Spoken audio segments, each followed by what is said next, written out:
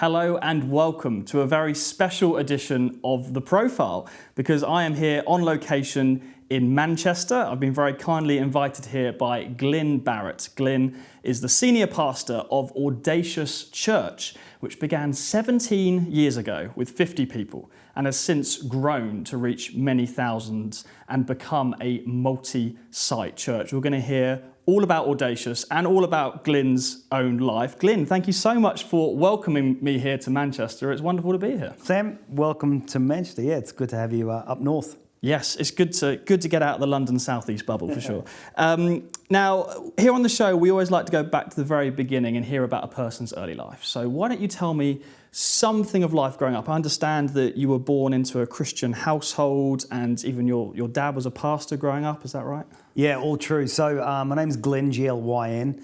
So for those who are a discerning Brit, they'll understand that's not English, it's Welsh. Mum and Dad are from the valleys of South Wales, actually. And both brought up, in many senses, going to the Welsh chapels and those sorts of things. But both of my parents had a real encounter with Jesus in their teenage years, actually, and had a radical conversion. My dad actually became a Christian because he broke a man's leg playing football, and my dad was instantly apologetic, and the man said, "I'll forgive you if you come to church with me tomorrow." And so the next day my dad went to church, heard the gospel, actually preached for the first time and got radically saved. Mum and Dad called me Glyn because they wanted everybody to know in the world, if ever I travelled, that I was Welsh. And I just said to my mum, no, they actually just don't think you can spell very well because everyone calls me Glenn. But yeah, so Welsh parents. I was actually born here in Manchester. My dad was a pastor, mum and dad were pastors, but then when I was 2, moved to Australia. So which explains the accent. I know, it's strange, isn't it? Yeah. But you were there, I guess, in such a pivotal moment in your life. So this is growing up, even into your teens, and that was enough for the accent to be bedded in and to stay with you for life. To stick. So I stayed in Australia till I was 15, came back to Manchester for 5 years. And so I need to put this in there that I'm a lifelong Manchester City fan. I'm not a glory hunter. I've followed them all my life, even when I was a child in Australia, because as we all know, that most Mancs support Manchester City. Anyway, so that's slightly contentious, but was here from 15 to 20. Did my A-levels here, worked for a few years, and then I went back to Australia to go to Bible seminary, read theology, did that for 3 years, married my South American Australian bride, and then we moved back to England straight after marriage. So, and tell me about that moment or series of moments where you can remember faith becoming your own. Because it's one thing for your dad to be a pastor. My dad was a pastor, but there are moments in life, aren't there, where you think, I can't just live off my parents' faith and this has to be real to me. Do you remember moments like that? I have got 2 definitive moments that were life-changing for me. The first one was as a 12-year-old boy, actually. In my dad's church in Australia, we had quite a large youth group, around 150, 160 teenagers. But for many of the boys, our relationship with God was actually more based on who our parents were. So a group of us got together and arranged a series of prayer meetings from Monday night to Saturday night in our youth pastor's office. And we had 2 rules: no adults, because they were part of our problem. And secondly, we didn't want any girls in the room because we didn't want to be distracted. We just wanted to... And actually, we started to pray Monday night, Tuesday night, Wednesday, Thursday. And every night, people had unique encounters with the Lord. And on Saturday night, I was so impacted by the presence of God, by the Holy Spirit, that I knew my life was changed. And came out of that prayer time just knowing that I was called to be a preacher, to go into ministry.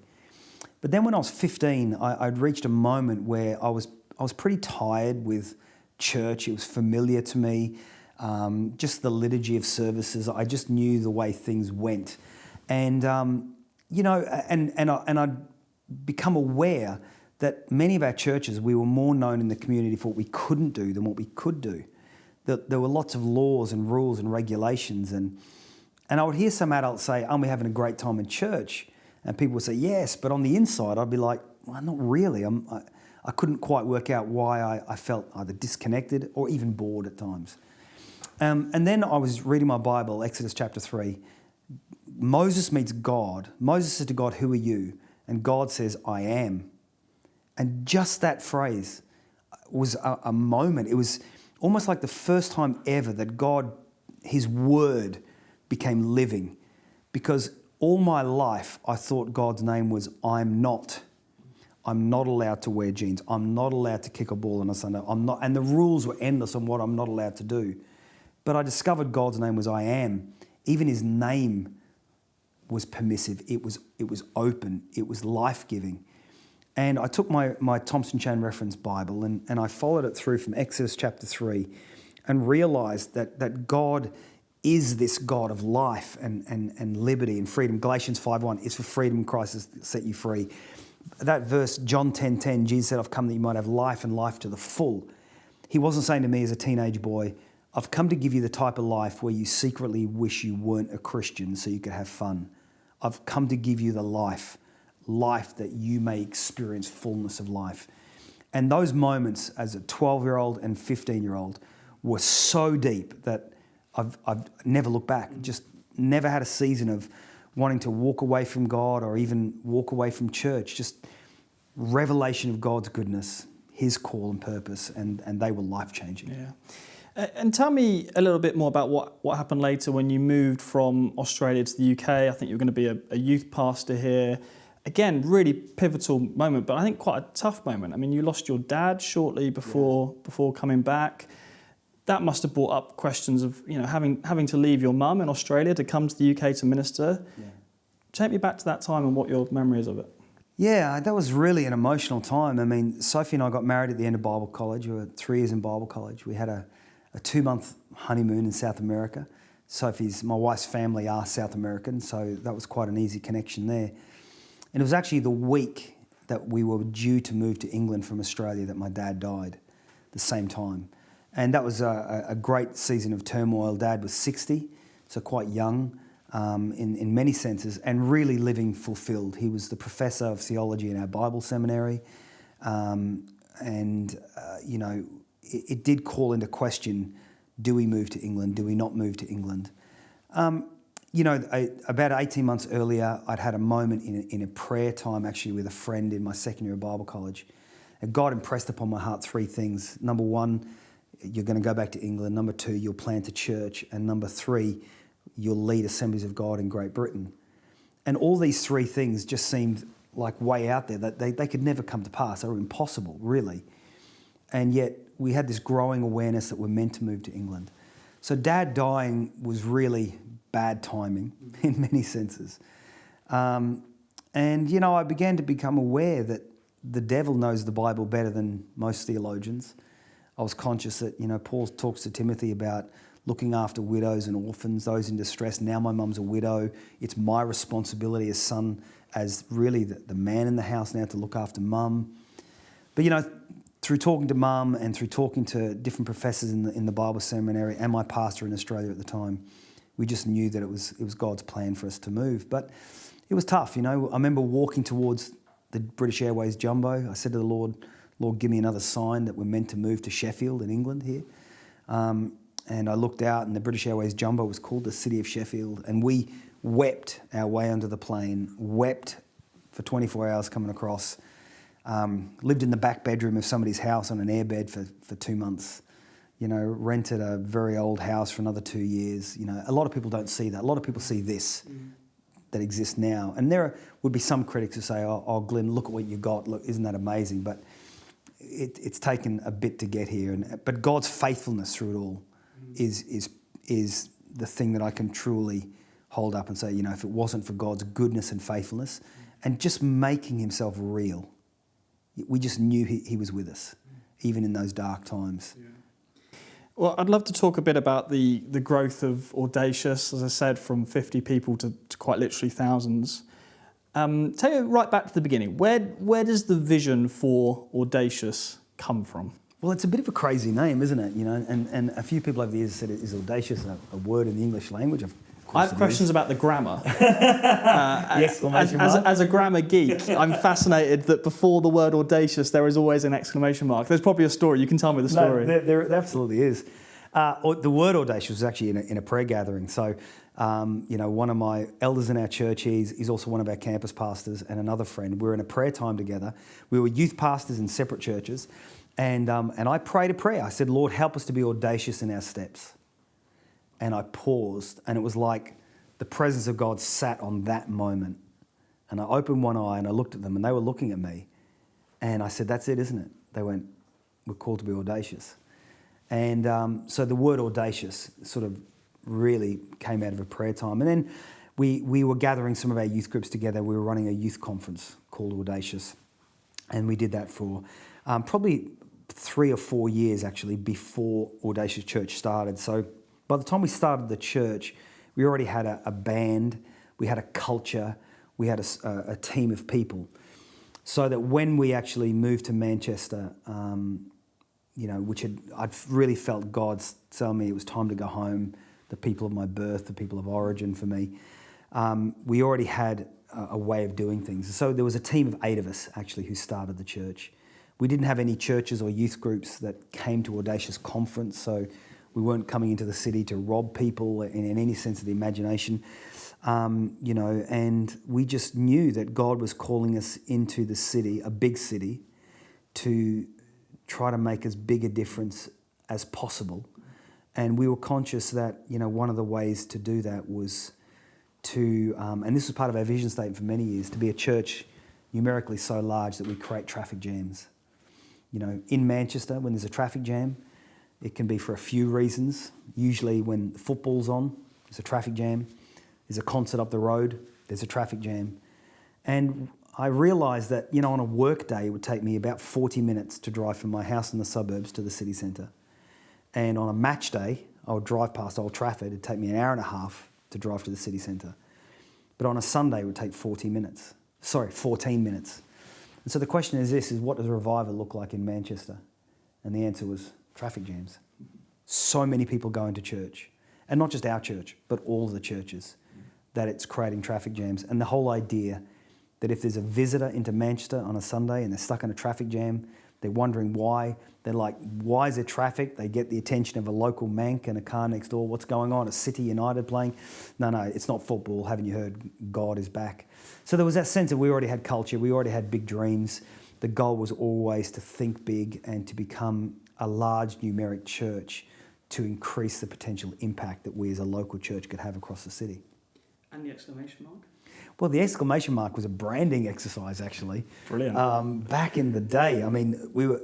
there's some famous branding with punctuation in the Christian world. I'm thinking of Delirious with the question mark. Yeah. You and I have the same, we're old enough to remember that being a thing, aren't we? Yeah. I feel like we've got form here. Well, the Nike tick, yeah, things like that, the Starbucks logo. And so the idea is this, is that we can use branding. So the exclamation mark it's a statement. And so now our vision is a statement is a church that makes a statement. And so the exclamation mark is a statement in and of itself. So as a branding exercise, it's exclamation mark with the A. It annoys some grammar geeks, but it's what's really strange now is after having had this branding for 15 years, and it's gone through different refreshers, is now whenever I see the word audacious in print, in a normal sentence, if it hasn't got the exclamation mark, my brain looks at it and goes, that's spelt wrong, isn't it? Yes. I think it's fascinating how being big was part of your DNA, was part of your vision from the very beginning. But I guess my question is, when it comes to church, is bigger always better? That's a really good question. And the answer is both yes and no, I think. I think if the goal is just numbers for the sake of numbers, then that cannot be a healthy thing. There's been a popular leadership statement that says healthy things grow. I actually don't agree with that. I think that healthy things stay vibrant. In my last house, I had a box hedge out the front. It was healthy, but it didn't grow. My dog is healthy, but it's not growing. And we wouldn't look at it and say it's not healthy because it's not growing. So I think that bigger is not always best. I think if there's an intentionality in size, and I think for a local church pastor and local church to know what they're called to, I think is probably one of the most important things. So one of the things that we realise, we're in a city of Greater Manchester, 3 million people. To be a church of thousands makes a statement of sort. But then people say to me, it must be great having a big church. And I say, well, compared to what? Because 200 yards up the road is the Manchester Arena, and tonight they'll have 23,000 people at a concert there. And a few miles away from here is the Etihad Stadium with 66,000 people, and Old Trafford is over there with 80,000 people. So what's our comparison? So bigger is not always best. But the model that we've got for this, and the model I think, for megachurch. Megachurch is probably some of the terminology that's got a really bad rap these days. But the megachurch is nothing new in terms of numeric size. If we go back to, the Antioch church in the book of Acts, that was mega in size. But even if we look in the history of our nation, our cathedrals were numerically large in attendance. They had big buildings, they had big lands. They became resourcing centres for the parishes, for missions, etc. So that's really the mindset behind bigger being best in this context, is that we're going for big so we can become a resource mechanism, not so we can just go, hey, look how many people we've got. And I think the positives and the strengths of big church are quite obvious to people. I mean, we're sitting here in your church's video studio, and the fact that you have a video studio, which I know many churches would covet, gives you fantastic opportunity to broadcast on social media and to put brilliant media out there that communicates the gospel. And that's very obvious that when you're a church of this kind of size, you have that ability, the ability to gather a large number of people in one room. These are all positives. You say, though, bigger isn't always best. So what are the negatives? What are the drawbacks of being a church of thousands? Well, I think one of the drawbacks is you can be in a large church and get lost in a large crowd, can't you? So in a church that's smaller, and over my lifetime, I have been in smaller churches, of course. When you're not in the room, you can be missed because you make up a significant portion of either the seating or the community there. When you're talking about auditoriums that seat thousands, the danger can be is that unless you willingly get plugged into the pastoral care community of the church, which fundamentally, and the best way for that probably is small groups, then that means that if you're not there, then there's not necessarily going to be anyone who says, oh, I didn't see you in church on Sunday. Now, one of the things that I do is I always stand on the auditorium doors before and after the services on a Sunday, unless we have a guest here. And the reason I do that is because it's amazing, actually, how you can pick up on the thousands of people coming in, and you begin to register who's there and who's not there, and you can have significant conversations within that. So actually, there are times when I'll see people and go, oh my gosh, I haven't seen you for ages. And it's because one of two things. Number one, they haven't been in church for ages. Or number two, maybe they're using the other door to come into the auditorium. But I think sometimes people can get lost in a large crowd. You can live in a big city, be lonely. You can be in a big church and be lonely. But you know what? I've met people in small churches that are lonely as well. So I think there's got to be an intentionality for the church to genuinely be sincere in their connection with people.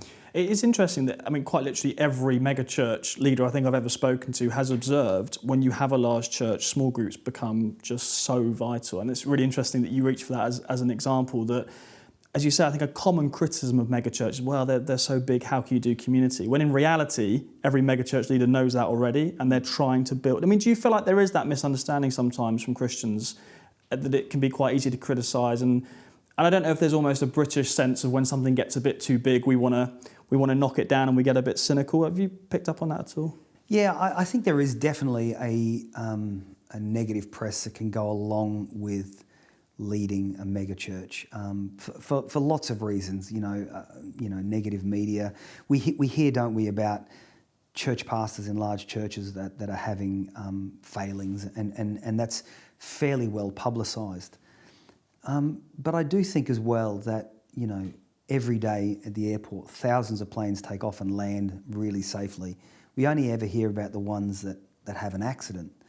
And I think that, for every maybe one megachurch where there's crisis of scandal, there may be 100 smaller churches that are equally having the same scandal or crisis, but we're not hearing it to the same amount. And I think balance is really important. So I think for all pastors, really, there's a great verse in 1 Corinthians chapter 10 that says, the devil tempts us with no new thing. It's only the same things. And I remember 28 years ago in Bible seminary, they said the devil's going to get you in 3 ways. Money, sex and power. Money, sex and power. Girls or guys, gold and glory. Those 3 things. So if we're aware of that... You'd think, wouldn't you? Given that so many decades we've all been saying the same thing of they're the 3 big temptations, and yet, as you say, sadly, these things keep coming up. How do you how do you guard against that personally? You must think, I don't want to be the next person in the headlines for all the wrong reasons, you know. And again, you're counselling pastors. What's your advice to them to put the safety net, the guardrails, call it what you will, to make sure that you keep doing what God's called you to do and you don't fall away? You know, we've got to be absolutely diligent in all those areas. So, you know, when it comes to money, that's a big one. That's a big one. So it's not just about how much a person receives in terms of remuneration, stipend, income. It's what you do with your money. You know, financial probity is everything. How generous are you? So what mechanisms are we putting in place to make sure that money doesn't get in our hearts?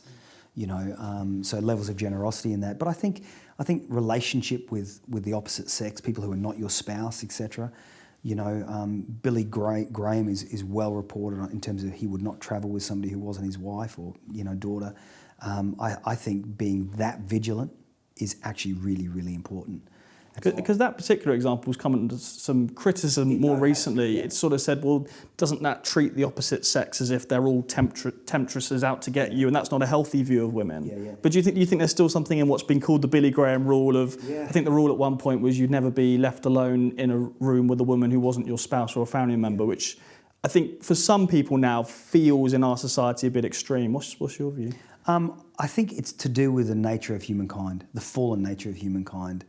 And I think there are levels of criticism that we all need to be aware of exists, but we also need to know ourselves and actually go, yeah, I actually don't mind, don't care you saying what you say. I know me. I know the fallen nature of humankind. Therefore, I don't want to go the way of so many other peers. So say what you want, but you know what? The longevity of my marriage, my salvation is more important to me than any negative criticism that anyone would bring on those sorts of things. So I've got really clear guidelines on what I do and don't do in that area. And they may be open to interpretation to others, but I'm okay with that because, you know, these three things are the three things that always get all the pastors. So let's just make sure it doesn't happen to us. Absolutely. I'd love to talk a bit about church planting. Audacious itself is planting new campuses, it feels like, all the time. And you have a role actually, you know, nationally and even beyond that when it comes to helping pastors to plant churches. And I suppose I want to take you right back to the early days of Audacious and ask you, you know, what were the mistakes in the early days of Audacious that you've now learnt from, that you pass on to others? Well, don't do it this way, we tried it this way. And I suppose the interesting thing about church planting is so much depends, doesn't it, on context. And there will be things that are unique to Manchester that work here that don't work in another part of the country or the world. But again, I imagine there are principles that you've learnt of this is how to do it and this is how not to do it that you're trying to pass on to the next generation. It'd be great to hear a bit more about that. You know, I think one of the things that's one of the greatest principles for church planting is commit to the adventure and not be so hard on yourself when things don't go the way you'd hoped or planned it to be. You know, I'm currently doing a doctoral program and my doctoral research is on leadership styles in the church. And I think that in the early days of church planting, many church planters are very autocratic in their life, in their leadership.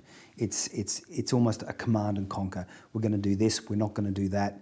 Because one of the dangers of church planting is when you say, hey, we're planting a new church, invariably you get people who are disgruntled in other churches maybe, wanting to come and be a part of it. There's all sorts of things. And if we're not careful, too many voices can potentially ruin a culture that you're trying to create of saying, this is who we are as a church. And so the command and conquer autocratic leadership style can kick in and you can become almost too ruthless maybe, and then become so serious that you don't allow yourself to make mistakes. And I would just say to every church planter out there, be open to making mistakes. You know, try things with buildings, try new ideas.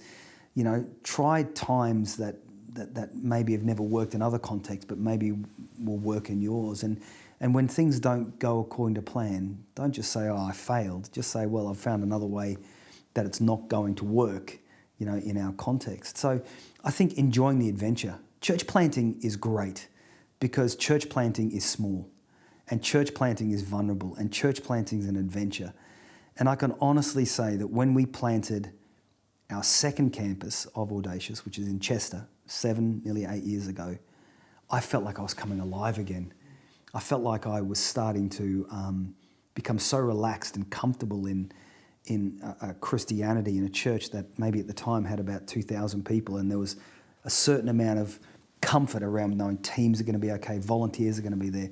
But to go to Chester and go, who's going to turn up today?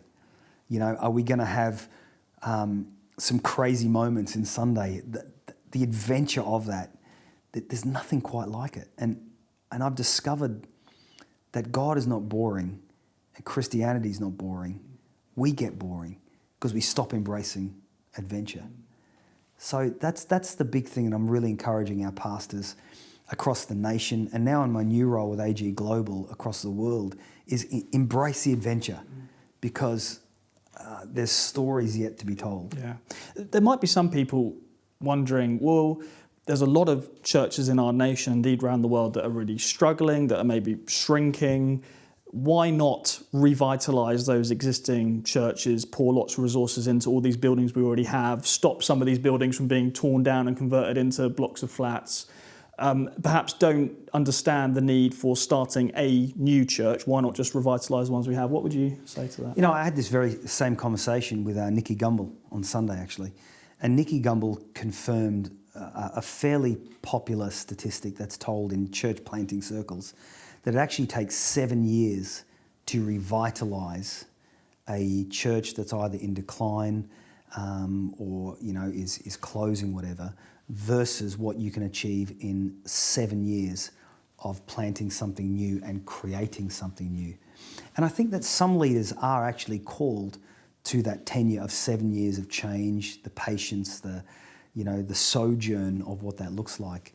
But for other people who are maybe pioneers, they're wired just a little bit differently. So I think for a lot of people, it actually comes back to call. There's a place for both, perhaps. I think both are absolutely right. Yeah. Some buildings are not fit for purpose today. You know, we had a brilliant opportunity to take over a building of a church that was closing in Chester, actually, maybe 2 or 3 years into the journey of our church, and it was a beautiful 17th century church building. The auditorium would seat 450. The roof had just been done, so there was no thermometer needed to repair the roof. It had a minor hall of 300 seats, but the only problem with it was on a dual carriageway. The nearest parking was 15 to 20 minutes walk away, and there was no drop-off zone. You couldn't pull up to drop people off. You couldn't do weddings, funerals, or anything like that. So there were just too many things that made it not feasible for us. So I think both are good. I guess this leads us into talking a bit more big picture about the state of the UK, because I put it this way. There are two very different views on church planting. There's a kind of pessimistic view of, well, culture's becoming increasingly secular, Christians are being increasingly marginalised. Gosh, you're brave doing church planting. That doesn't strike me as the mindset you have. You strike me as having the opposite mindset of God is on the move, things are happening, let's go for it. And is that your belief? And I guess, how do you instill that into a culture of a church? Because I think for a lot of Christians, the world can feel a bit negative. It can feel like it's actually harder to be a Christian now than it was, say, 10 years ago. As I say, you don't strike me as having that view. So how do you view it, and how do you instill a more positive, hopeful culture? Well, by nature, I'm a sanguine. So, the glass is not half empty. It's actually not even half full. I think Psalm 23 is my cup runneth over. So there's definitely a theology that underpins the life of our church and ministry, which is actually, we're not a pessimistic people. By theological choosing, we are a cup runneth over type people. And I think my hope and my prayer would be for everybody in business and in life in our church, that they would adopt, and grow to understand what that means for them. But, we are living, I think, more and more so in a post-Christian world in this nation, aren't we? I recently did some research in a Church of England high school, and 180 students, interviewed them over the space of a week and asked them 7 key questions, which are really the 7 questions that define the worldview of a generation. And all these children had come through primary school into secondary school, and some of these questions are about God, about faith, about the origin of morality, right and wrong, different things like that. And it was amazing to me how many of the students had little to no idea about God, life after death, whatever. In a Judeo-Christian culture, these young people just didn't have it. Didn't have basic Bible Didn't have stories basic- as no. reference points. Yeah. So therefore, the baggage, and I think one of the greatest challenges to planting church is actually not is religious baggage that people bring into the equation. But if we're actually dealing with a secular baggage, a baggage of darkness, of the troubles with humanity and different things like that, I think it gives us the opportunity to shine the light of the gospel in such a way that even a small light makes a really big difference. So I think now's a perfect time actually for churches to plant, to go either multi-site or do something new. You know, Jesus looked out over Jerusalem. He had compassion. He wept. He saw that the people were lost without a sheep, without a shepherd, and I think that's true now. And just to be clear, the motivation here for church planting is evangelism. So it's 100%. It's the reason you're planting a church is because you want to reach people who've never heard the gospel, and the church planting is really just a vehicle to just get the message out. Yeah. There's nothing like somebody planting a church to be desperate enough for people to be there that they go out to tell people the good news of Jesus Christ, as opposed to being comfortable with 100, 200, 300, 500, whatever size church it is. It actually fuels the missional call in somebody's life. So, you know, I can honestly say that in our movement of churches, we are seeing that church planting is the most effective way, one of the most effective ways to actually see people get out there and one for Jesus. And what is your take on the spiritual kind of climate of the UK? Because, you know, you say Audacious has been around for 17 years. Has it got harder? Is it getting easier? Where are we at? I've heard people say that the tide is turning. We're starting to see green shoots. I've heard other people say, look at the statistics. You've got entire denominations predicted to go extinct in the next 20 years. So there's not much certainty out there about this question. Where are we at right now in the UK? Where is our culture at when it comes to spiritual openness? I think denominations and movements will come and go. You know, Audacious will come and one day it'll go. The name will be forgotten. Somebody may write a nice chapter about it one day in a book in 100 years' time. And I think as long as we're not precious over any other name other than the name of Jesus, then we won't allow the pessimism of a declining denomination or church movement and the nostalgia of that cause our hearts undue duress. And while it may be true that there are some denominations, and we know it's well documented, they're planning their demise in selling their buildings and less ministers being ordained, etc., etc. We're also seeing new movements of churches growing up that are young, vibrant, evangelistically zealous, very quadrilateral in the same way the evangelical church was quadrilateral in the foundations that they believed. And we're just seeing it presented in a new way, in a new season. So I'm really excited by the opportunities. You know, I think that people are as hungry now as they've ever been. And it's just our responsibility as the church to put the gospel of Jesus Christ in a context that they can understand without watering down what the Bible says, you know. So tell me some of those encouraging stories that keep you going on the hard days and you think, if life's a bit tough, I can cling on to God has done this thing, whether it be in your life and someone in your church's life or something you're seeing in AOG. What are those stories you're currently enjoying telling people and sharing about what God's doing? I'll give you three, okay? First one, in our local church, you know, one of our principal worship leaders in our church, she's an amazing young lady, came into church many years ago, maybe 8, 9, 10 years ago, with scars all over her body. She was a cutter. She used to cut herself because of the hurt and the pain that she had in her heart. She saw people in Audacious worshipping. The worship leader said, come on everybody, lift your hands to heaven as we worship Jesus. She looked around, saw everybody else doing it. She lifted her hands and worshipped. Afterwards in the bathroom, she screamed at the top of her voice and people said, are you okay, what's up? And she said, look at my scars, they've gone. So all of her physical scars were taken off her body. Now if you met her, you would not know that she'd had that pain from childhood because the transformation was so great in her heart and life. That's amazing to me, that God is still doing that. We've actually seen that miracle happen twice in our church. That's a real demonstrative miracle. And we're seeing other miracles as well. Listen, let me give you another miracle. Sadly, just 4 days ago, a lady in our church died of cancer. That's really sad.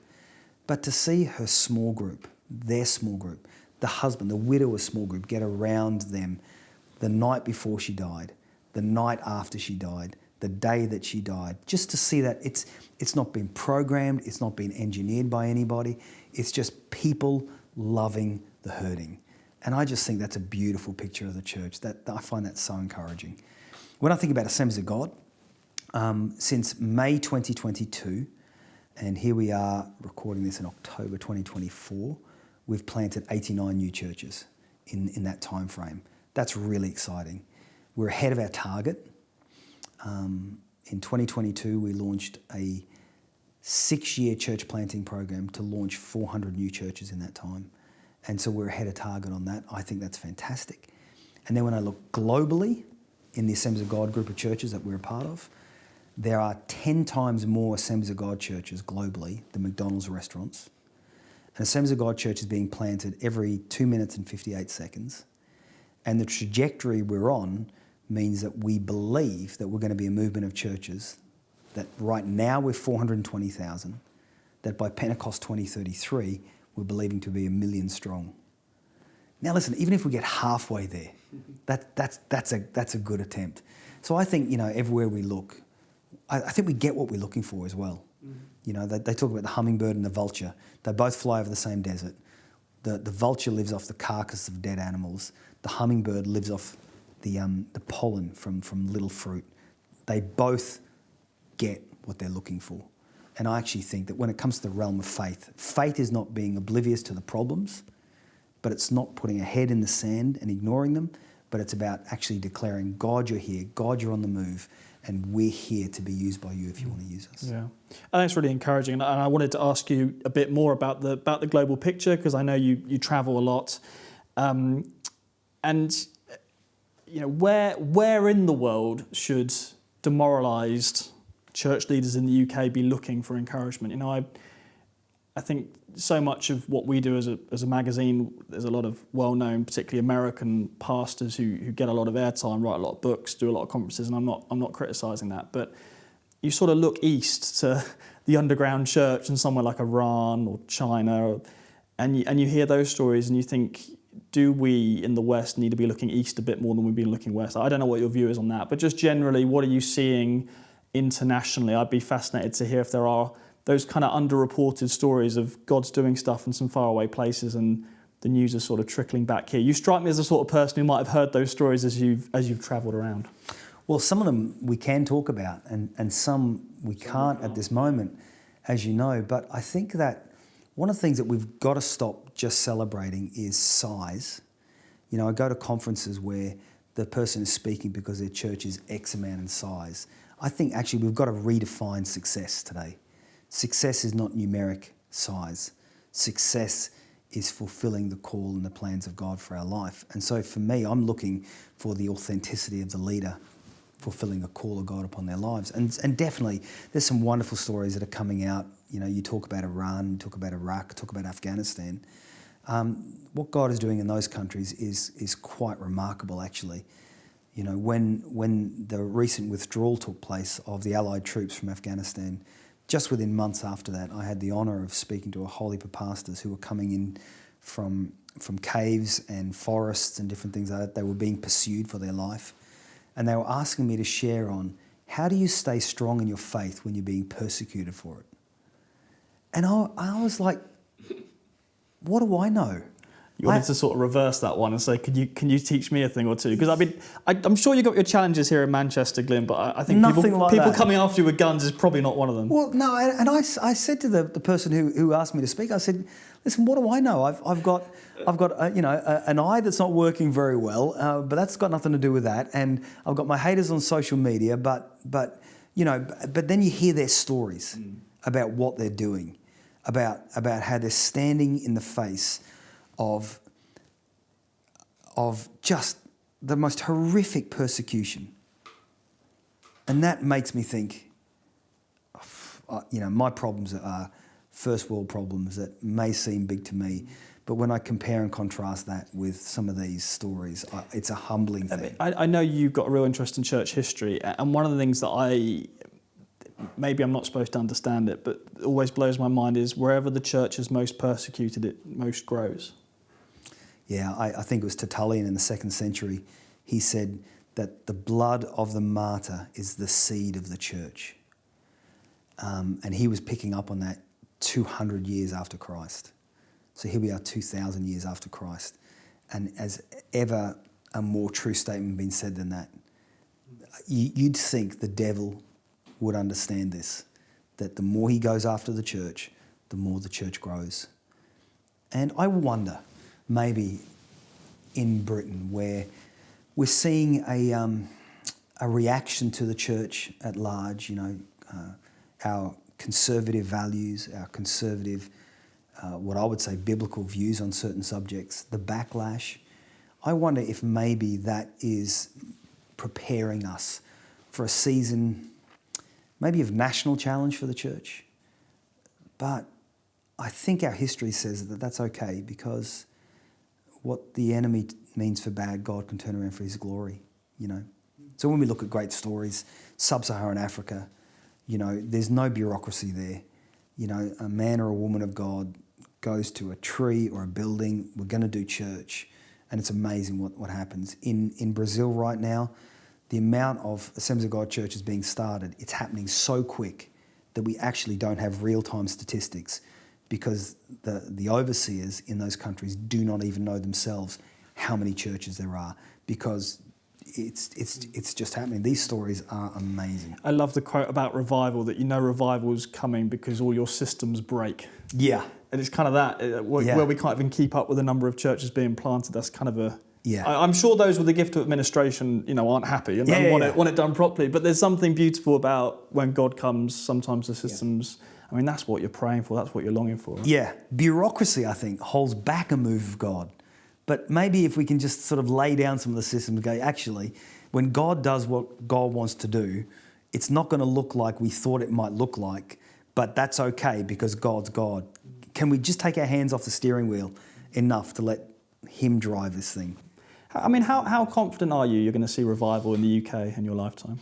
Well, I think it depends how we define revival. It does. And how do you define it? Well, it's a good question. I think true revival transforms cultural thinking in such a way that it becomes part of thinking in maybe the 7 mountains or the 7 areas of society. I think that's true revival. I think sometimes we call things revival when maybe they're not quite, but they're close. Mm-hmm.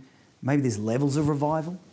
Maybe I'm defining a revival like a reformation, maybe at that level. But definitely I think revival's something that is so sweet that it causes people to change their mind on living for themselves and begin to live for others, and ultimately lives that elevate Jesus. We mentioned that you were given that, that vision or that prophecy from God of those 3 things, and the third one was that you would lead AOG. Yeah. At the time, how old were you? No, at the time I was 21.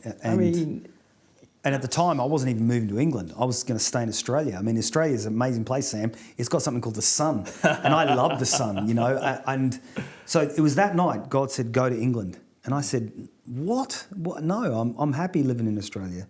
You'll plant a church. And I thought, only mad people plant churches. I'm not going to plant a church. Because back in those days, planting a church meant that you were a pastor who learned how to play guitar. You had to lead the worship. You had to take the offering. You also had to run the overhead projector. Remember those things? I remember the acetates, of course. Yeah. And I was in a horrible school hall that smelt of mothballs. And I was like, I'm just not doing that. And then the idea of leading Assemblies of God just seemed so conceited or vain. I told my prayer partner, and he looked at me, and this was his response. He said, "You? God's going to use you." So, the only person I told, and he didn't believe it either. It is exactly the sort of thing that, forgive me, but people would be forgiven at the time of saying, Glyn, look, bit of youthful arrogance here. It's that sort of a story, but it was clearly... No, it really is. And when I became the national leader, of Assemblies of God here in 2019, Premier actually ran an article on it, and I did get quite a lot of social media traffic from people saying that very thing. Glenn, how arrogant of you. Now, there were some nice comments as well, don't get me wrong. But there were people who picked up on it. But it was genuinely... But if it was genuinely God telling you, then the prophecy has come true, right? And I've got my prayer journal. I've got it You've got the evidence. April 1994. I wrote it down and I said to my friend, I think this is what God's saying. Yeah. So I guess at the time, one of those kind of pinch yourself moments, or how could that be moments. I wonder if on the other end of it happened as well, because I'm aware that since you became leader, you've quite literally rubbed shoulders with royalty. Was it the King's coronation you would have attended? Was that equally kind of wow, pinch yourself, how am I here kind of moment? Yeah, that was surreal. My wife and I had been on a long service leave 3 months. We were coming to the end of our long service leave, and I hadn't really prayed about the next season, I'll be honest, Sam. I'd spent a lot of time reading a lot of novels, just relaxing, swimming, having my quiet times, but not focusing on the next season. And I said to the Lord, I need a word for the next season. And I just felt God impress on my heart 2 words: expect surprises. 2 days later, our Queen passed away, and I was watching the news while on long service leave in Spain. And then a day later, I flew home.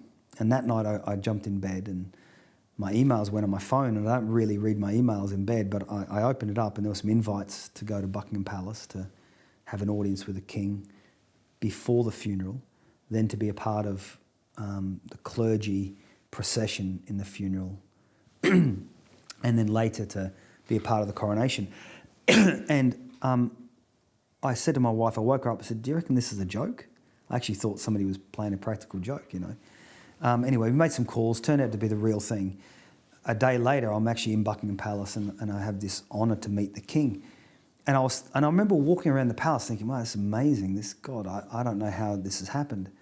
And God reminded me of the first verse that he'd given me at the start of my long service leave, from Proverbs chapter 30, I think it is. It says, do you see the lizard? Though it is small and can be caught in the hand, it's also found in kings' palaces. And I felt God speak to me in the palace, in Buckingham Palace, saying, you think this is amazing? I can even get lizards in a palace. Now, I wasn't too sure if he was calling me a lizard or not, but the point wasn't missed, on me that God can do everything. And definitely there's been, they were surreal moments, and there have been surreal moments since, but I think as long as I can see the hand of God in it, and then that's the most important thing. Yeah. On the Assemblies of God website, it says that you, as a movement, are in, quote, a process of denominational transformation, and that this will, quote, require the leadership to bite the bullet on a number of important challenges facing the church today. Yeah. What are those challenges? Well, listen, I think they're the well-published ones that in many senses become the elephant in the room in lots of conversations. There's lots of fear that you talk about some things and they'll be cancelled or there'll be negative backlash. But I think it's about having a biblical orthodoxy that actually finds its basis in the timeless truths of Scripture that actually navigate and guide our lives. I think the moment that we remove Scripture or we change our hermeneutical application to suit the cultural context of the day, I think we're in danger. The most important question... On that, can I just put it to you, though? Some would say the problem here is church leaders have just backed off. They've just backed off the issue because, as you say, fear of being cancelled. I don't want to tweet about sexuality. Yeah. Don't want to tweet about biblical views, how I read the Bible on homosexuality or transgender or whatever it is. They would put it to you, the problem's a lack of bravery. If every church leader in this country who really believed this stuff just owned it a bit more on social media, we wouldn't have the problem. And that's a good point, actually. The question is, how do we own it, and why would we own it on social media? Mm-hmm. Because one of the things that I really sense is, Jesus actually talks about the sheep and the goats. So who are we called and by God to lead and to equip for works of service? So if the role of the pastor, prophet, evangelist, etc., if to equip people for works of service, then why would we be speaking to the world in a way that they're not equipped for? There's no grace actually to either lead them, influence them, and they're not actually put in the domain of pastors for pastors to have pastoral care and responsibility over. So, for me with social media, I'm pretty big on social media in the sense of going, social media, if you want to follow me, you're not following me for a social commentary on what I think about the Prime Minister or this or that over there. If you want to know what you think about things, then come and get in our world, come and get in our church, come and be in my small group, come and be in this world, come and be a sheep and let me be a pastor to you, and in the sense of you are sheep within the flock, but in the sense of the world. But there are other ways I think that the church needs to be brave. And there are groups and ministries, there are gatherings of people that are very, very interesting right now, that I think are working a way to actually have a voice in a way that's actually listened to. I'm not too sure how much a pastor talking about certain biblical conservative views on social media is actually going to help or hinder things. Yeah, you're not convinced that's the best forum. Well, social media is the mob of Rome. And it's Acts chapter 19, where there was that riot in Ephesus. Some were shouting one thing, some were shouting another. Most of them didn't even know why they were there. And I wonder if the challenge for every church is to provide those spaces where we can just have sometimes the difficult conversations, but have them away from literally shouting at people in capital letters on social media, which is what so much of it has descended into. No, that's exactly right. And I actually don't even think that Sundays is the best place to actually have some of these conversations. If I look at a normal Sunday here, a usual Sunday here in our central service, there are so many people coming into church for the very first time. And I'm conscious that our people have invited them hundreds of times to come to church. The last thing they want on the first Sunday that their brother or their work colleague, the last thing they want is their pastor doing a 3-minute, in their friend's view, rant on some social media thing that they've got no context for. I think there's better ways for us to actually have forums that we can discuss these very, very important issues. Absolutely. We are fast running out of time. But just quickly on social media, you mentioned you've got a lot of followers, and if all I knew of you, Glyn, was just social media, you could form the view of, wow, like you're traveling, you're preaching, the videos look great, you're meeting interesting people. People might even say, wow, like you're a pastor, but this looks kind of glamorous. Is it glamorous?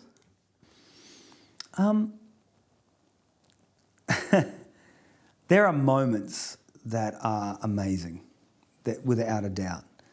But, in the New Testament, Paul talks about being shipwrecked, hungry, naked, stoned, beaten, left for dead, imprisoned. And then he says this, and besides all of that, I've got the burden of the church. So it's almost like if we've got these old-fashioned weighing scales, he's putting all that hardship and he's saying that's actually not as heavy as the burden for the church. And that's what people don't see. They don't see the mental... They don't see the mental burden of... The spiritual, the emotional, the physical. That's not on Instagram. There's no Instagram about... There's nothing. Yeah. So, people come to church, they leave church. People can be critical and flippant about a pastor's preach or a comment or whatever. But the reality is it's not 9 to 5 and it's not 5 days a week. It's 24 hours a day, 7 days a week. You are burdened for your people. And I saw an amazing Facebook post actually recently by a pastor in America, and he said this, pastoring is weird. And he has these, it's about 10 stanzas, and he talks about it. And he talks about how, just the heartache of pastoring. People just leave. And you've actually loved them and prayed for them, and they haven't seen you, you've actually heard about it, and you fasted for them, and then they get upset by somebody and they leave, and you find out about it 6 weeks later. There's a burden that is so heavy and actually sometimes so painful. And I think that's why they're saying the statistics of the amount of pastors, vicars and priests who want to give up is now at an all-time high, because now with the advent of social media, it's almost like relentless. So yeah, there are some really great moments without a doubt, but with blessing comes burden. And with that burden, you need the time to switch off and to take care of yourself. You said you're working a doctorate, you're heading up AOG, Audacious is doing brand new things. Is there any time left for riding your motorbike? Do you know what? I love my motorbike. Sadly, a few years ago, I had some eye operations. So my motorbike's sitting in the garage just waiting for me, and I'm just What waiting. do you do to switch off if it's not the motorbike? Golf, Okay. walk my dog, have coffee and brunch with my wife, hang out with my children and my close friends. So yeah, I mean, my Monday is Monday. It's my day off. I do some doctoral Zooms on a Monday, but apart from that, Monday's it. Well, Glyn Barrett, thank you so much for inviting us to see a little bit of what's going on here at Audacious. It's been an absolute pleasure to meet you. Great to meet you, Sam. Thank you.